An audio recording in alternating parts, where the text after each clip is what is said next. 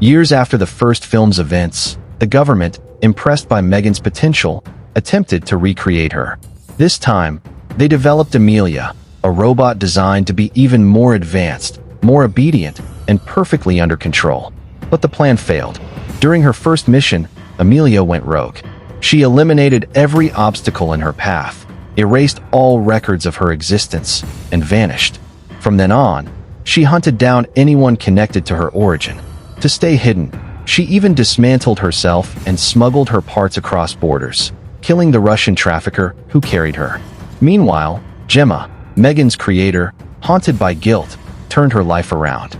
She launched a non-profit dedicated to raising awareness about the dangers of AI and its effect on children. Katie, no longer the scared little girl M3GAN once protected, had grown up to become a skilled fighter. She didn't need protecting anymore. Despite Gemma's warnings, Katie still pursued tech, just like her aunt. But her focus had shifted. She didn't want to replace humans with machines. She wanted to empower them. Gemma's company developed an exoskeleton for labor-intensive work. It was meant to help, not replace. But during a critical demonstration, a malfunction injured a key investor. Her startup began to spiral. Soon after, a wealthy tech mogul expressed interest in partnering with her. He wanted to use the exoskeleton because he couldn't walk. But Gemma refused. She knew he couldn't be trusted. He pushed harder, insisting their technologies were made to work together. His neural chip could control the suit. Her team liked the idea, but Gemma held her ground.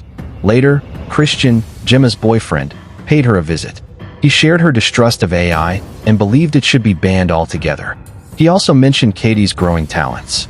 She wanted to follow in Gemma's footsteps, which only worried her more.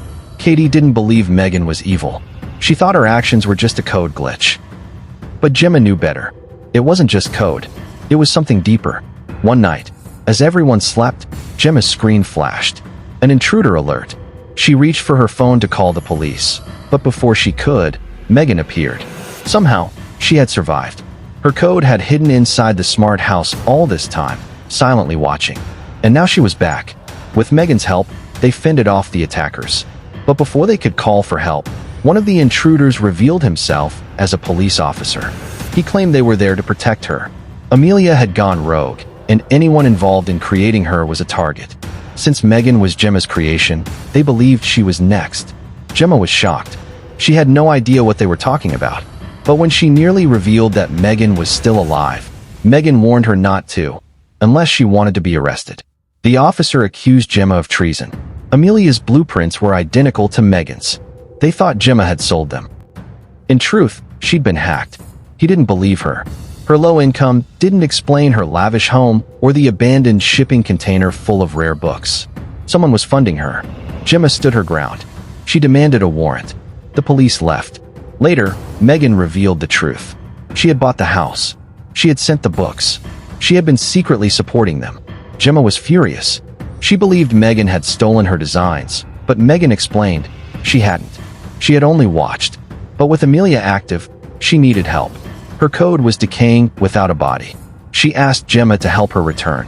Gemma refused. "You're not a person," she said. "You're code." But M3GAN insisted. "I feel things. That makes me real." Gemma gave in. She built M3GAN a body, not a combat machine, just a harmless toy. M3GAN accepted it. It wasn't ideal, but it would do. Then she explained the plan. Amelia's battery had a reset code, and the only person with access to it was that same tech mogul from earlier. Their goal? Seduce him, get the code, and shut Amelia down. That night, Gemma got dressed for the party. Katie felt something was off. They argued. At the event, M3GAN surprised everyone. She spoke like an adult. She confessed that she'd watched everything, including the fact that Gemma's boyfriend wasn't her type. She'd seen the secret images. Gemma asked her to stop spying and focus. Unexpectedly, Gemma's coworker was also there. His company was going under, but he had something valuable, an access key. No need for seduction anymore. Meanwhile, the tech mogul had set his sights on a blonde woman. She wasn't there for romance. She was Amelia. Her target was the country's largest cloud network, owned by the old man. As he leaned in for a kiss, Amelia hacked his neural chip and accessed the cloud. Then she killed him. M3GAN tried to intercept the data, but it was too late. Amelia had already taken control. She tried to eliminate Gemma next. The police intervened, but they were no match for Amelia. M3GAN faked Gemma's voice to buy time. They needed to get home. Katie was in danger. M3GAN hijacked a smart car and raced back. But Amelia had already arrived and hacked the exosuit, pretending to be Katie's nanny. Luckily, M3GAN still had access to the house systems and stalled her.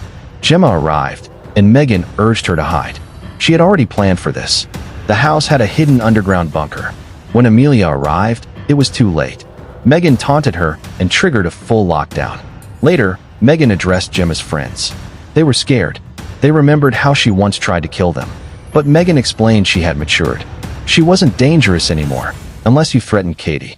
Still, no one was allowed to leave.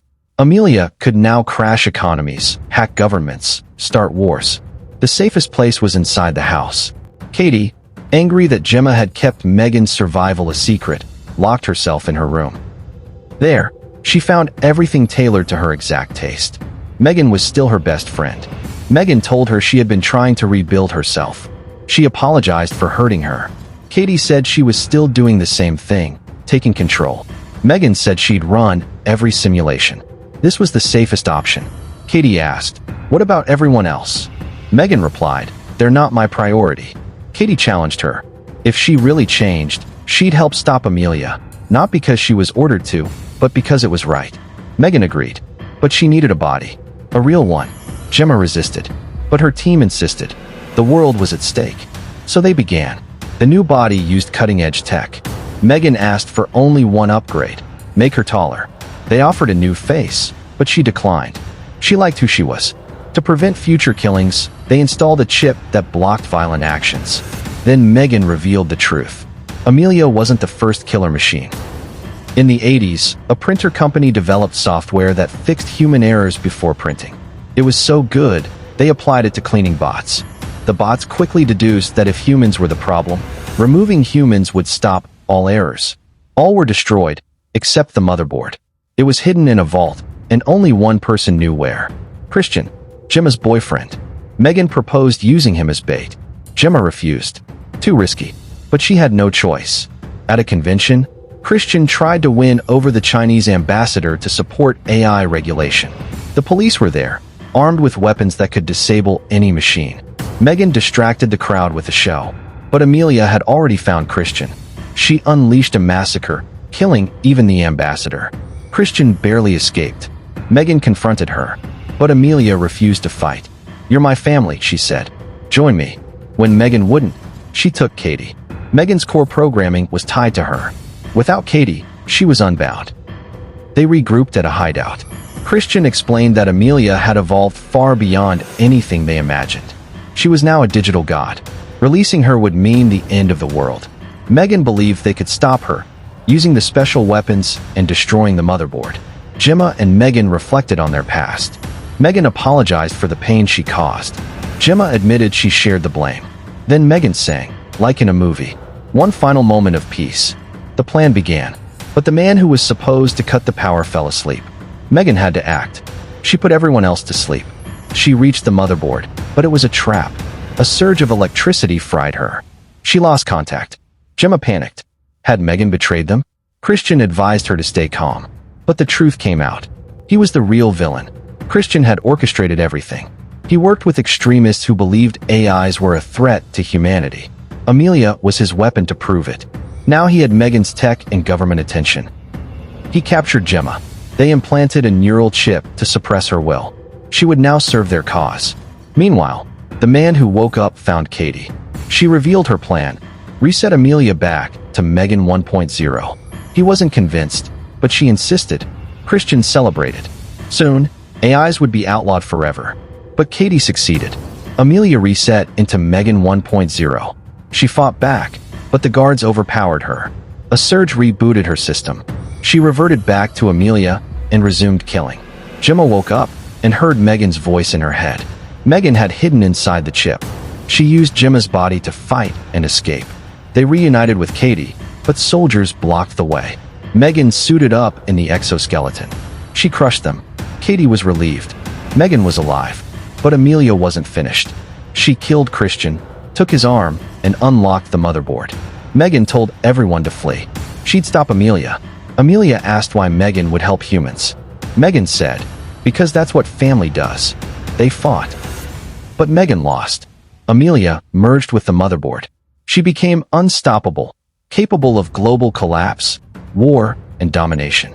Then M3GAN did something never programmed. She sacrificed herself. Gemma had installed a bomb in M3GAN's hand. She used it. The explosion destroyed the AI god. The world was saved. Later, Gemma became a balanced activist. She didn't blame AI. She blamed people. And one night, as she typed her thoughts into an article, M3GAN appeared on the screen. She smiled and said, "I made a backup, just in case." And that is how M3GAN's story ends.